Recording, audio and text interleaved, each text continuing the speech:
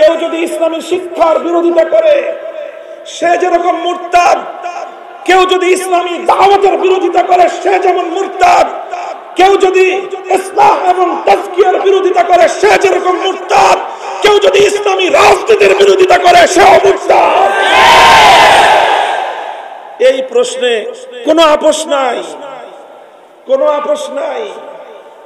আওয়ামী লীগ আর আওয়ামী লীগকে দেখা দেখি মাঝে মাঝে বিএনপিও এই কথা বলার চেষ্টা করে, এই কথা বলার চেষ্টা করে যে রাজনীতিতে ধর্মের প্রবেশের কোনো সুযোগ নাই। মনে রাখো, এই কথা যদি তোমরা পরিবর্তন না করো, এই কথা যদি পরিবর্তন না করো, আগামী দিনে বাংলাদেশ তোমাদের ব্যাপারে একই সিদ্ধান্ত নেবে। মনে রেখো, ইসলামের বিজয়ের এক বাতাস প্রবাহিত হয়েছে, সেই বাতাস ইমারতে ইসলামিয়া কায়েম করেছে। সেই হাওয়ায় দুলতে দুলতে আমেরিকার নেতৃত্বাধীন পশ্চিমা জগৎ পরাজয় মেনে নিয়েছে। সেই বাতাসে দুলতে দুলতে হামাসের কাছে ইসরায়েল নতি স্বীকার করতে বাধ্য হবে। সেই হাওয়া বাংলার মাটিতে লেগেছে। ইনশাআল্লাহ ইসলাম বাংলাদেশের ক্ষমতা দখল করবে।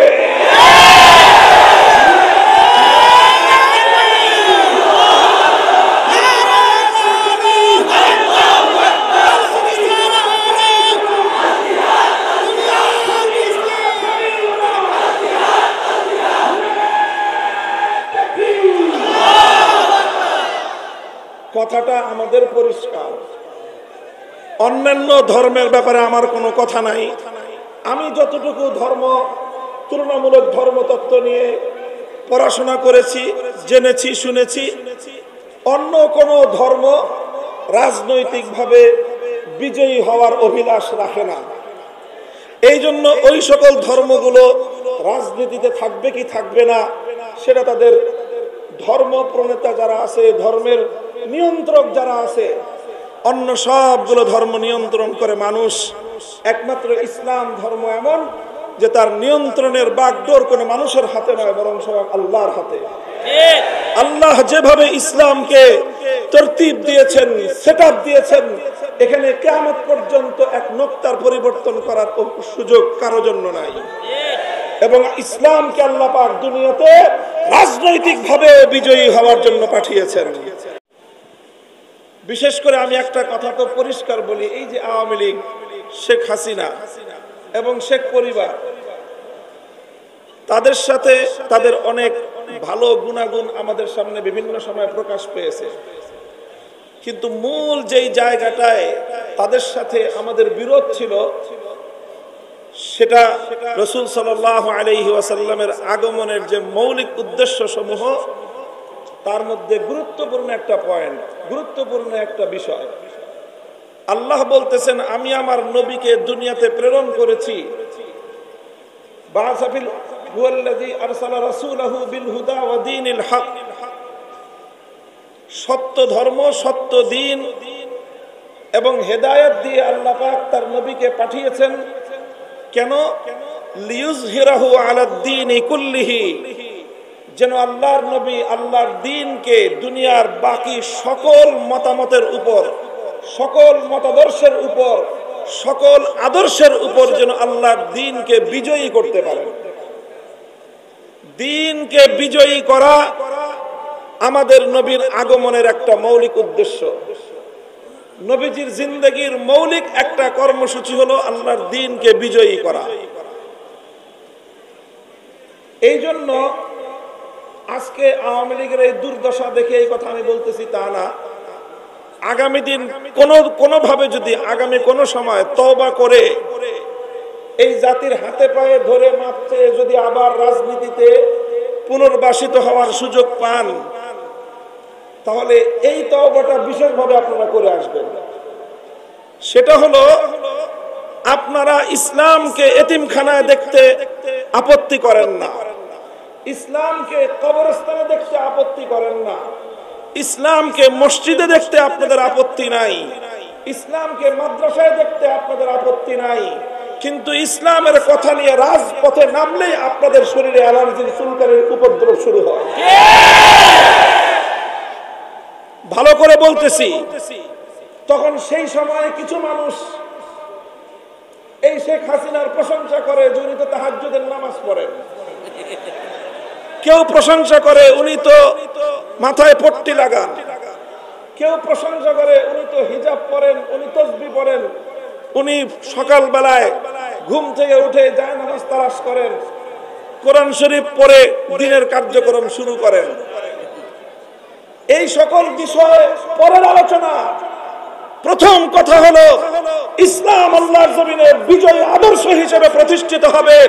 আপনার রাজনৈতিক দর্শনে এটাকে মানার কোনো সুযোগ আছে কিনা সেটা বলবেন। ওলামায়ে কেরাম মসজিদে কথা বলবেন, ওলামায়ে কেরাম দ্বীনের মাসআলা বলবেন, ওলামায়ে কেরাম দ্বীনের দাওয়াতের কথা বলবেন, সেই সঙ্গে ওলামায়ে কেরাম আল্লাহর দ্বীনকে রাজনৈতিকভাবে বিজয়ী করবার কথা বলবেন। এই কথাটা যদি আপনার বরদাস্ত না হয়, আপনার 1000 রাকাতের তাহাজ্জুদের নামাজের এক কানা করি মূল্য নাই, আপনার 1000 বারের হজের কোনো মূল্য নাই। পরিষ্কার কথা, স্পষ্ট কথা। শুধু আওয়ামী লীগ নয়, এই জাতীয় যারাই আছেন, ইসলামকে রাজনৈতিক ভাবে দেখতে আপনাদের পছন্দ হয় না, পয়গাম শুনে রাখেন, বাংলাদেশে আপনাদেরকে আমরা বরদাস্ত করতে পারবো না।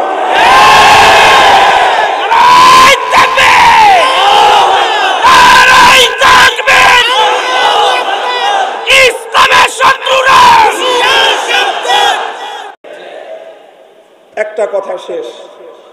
2 নম্বর কথা, হযরত রাসূল আকরাম সাল্লাল্লাহু আলাইহি ওয়াসাল্লামের মক্কা বিজয়ের সময়ের একটা ঘটনা আমি বলবো ছোট্ট করে। আল্লাহর নবী মক্কা বিজয়ের পরে আম্মা জান হযরত আয়েশা রাদিয়াল্লাহু আনহার কাছে নিজের একটা আকাঙ্ক্ষা ব্যক্ত করলেন, অভিব্যক্তি ব্যক্ত করলেন যে আমার মনে চায় আমি আল্লাহর ঘর বাইতুল্লাহ শরীফের মধ্যে 3টা পরিবর্তন আনি। কয়টা পরিবর্তন? 3টা। প্রথম পরিবর্তন হলো আমার মনে চায় আমি বাইতুল্লাহ শরীফটাকে ইব্রাহিম আলাইহিস সালাতু ওয়াস সালামের বেনা ওনার ভিত্তির উপর পুনর্নির্মাণ করি। অর্থাৎ লম্বা ইতিহাস, বর্তমান যে কাবা শরীফ এটা ইব্রাহিম আলাইহিস সালাতু ওয়াস সালামের বানানো কাবা থেকে 2/3 নিয়ে বাইতুল্লাহ, আর 1/3 বাইতুল্লাহ শরীফের বাইরে আছে, যেটা হাতিম দিয়ে ঘেরাও করে রাখা। নবীজি বলেন আমার আকাঙ্ক্ষা হয় যে ওই 1/3 যেটা বাইতুল্লাহর বাইরে আছে সেটাকেও বাইতুল্লাহর ভিতরে অন্তর্ভুক্ত করে দেই। এটা হলো একটা পরিবর্তন করতে মনে চায়। দ্বিতীয় পরিবর্তন করতে মনে চায় যে আমি বাইতুল্লাহর দরজাটা, এখন মানুষের মাথা সমান উঁচু আছে বাইতুল্লাহর দরজার পাটাতন, আমার মনে চায় সেটাকে ভেঙে জমিনের সাথে মিশিয়ে দেই। যেমন অন্যান্য ঘরের দরজা, মসজিদের দরজা যেরকম থাকে ফ্লোর বরাবর, আমার মনে চায় বাইতুল্লাহর সেই দরজাটা নিচু করে ফ্লোর বরাবর করে দেই। 2 নম্বর। 3 নম্বর মনে চায় আমি আরেকটা পরিবর্তন করি। এখন বাইতুল্লাহ শরীফের শুধুমাত্র একটা দরজা আছে, সেটা হলো পূর্ব দক্ষিণ কর্নারে। আমার মনে চায় ঠিক এই পূর্ব দরজা বরাবর পশ্চিম দিক দিয়ে আরেকটা দরজা বানিয়ে দেই, যাতে মানুষ এক দরজা দিয়ে বাইতুল্লাহ শরীফে ঢুকে আরেক দরজা দিয়ে বের হয়ে যেতে পারে। সেক্ষেত্রে অধিক পরিমাণ মানুষ আল্লাহর ঘর বাইতুল্লাহ শরীফের মধ্যে কাবা শরীফের ভিতরে ঢুকবার সুযোগ পাবে। কয়টা পরিবর্তন? আকাঙ্ক্ষা ব্যক্ত করলেন কে? স্বয়ং আল্লাহর রাসূল সাল্লাল্লাহু আলাইহি ওয়াসাল্লাম। এটা বুখারী শরীফ সহ সমস্ত হাদিসের কিতাবের মধ্যে এই কথা বর্ণিত আছে। এই কথা আল্লাহর নবীজি বলছেন কখন? মক্কায় পরাজিত অবস্থায় না বিজয়ী অবস্থায়? যখন মক্কা মদিনার পরিপূর্ণ নিয়ন্ত্রণ ক্ষমতা আল্লাহর নবীর হাতে।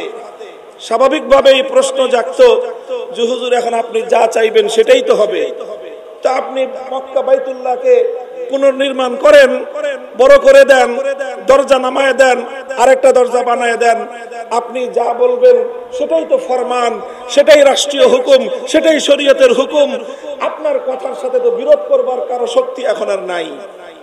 আল্লাহর নবী বললেন যে এটা যদি আমি এখন করি তাহলে কিছু সাধারণ মানুষের মধ্যে যাদের বুঝ কম, যাদের জ্ঞান কম, যাদের ইলম কম, যারা নতুন নতুন মুসলমান হয়েছে, ইসলামের প্রতি এখনো তাদের পরিপূর্ণ আস্থা বিশ্বাস তৈরি হয়নি, তারা বিভ্রান্তিতে পড়বে। এই জন্য এই কাজগুলো আমি করতেছি না। ইমাম বুখারী রাহমাতুল্লাহি আলাইহি এই হাদিসকে সামনে রেখে একটা অধ্যায় স্থাপন করেছে, বাবু মান তারাকা বাযাল ইখতিয়ার মাখাফাতা আন ইয়াকসুরা ফাহমু বাযিস সামি' ফায়াকাউ ফি আশাদ্দ মিনহু। ইমাম বুখারী বলেছেন যে অনেক অনেক উত্তম কাজ ছেড়ে দিতে হয়। কি করতে হয়? কিছু কিছু উত্তম কাজ ছেড়ে দিতে হয়। কেন? কারণ ওই উত্তম কাজটা করতে গেলে কিছু মানুষ সেটা বুঝতে পারবে না, না বুঝে তারা অনেক বড় বিভ্রান্তিতে পড়ে যাবে।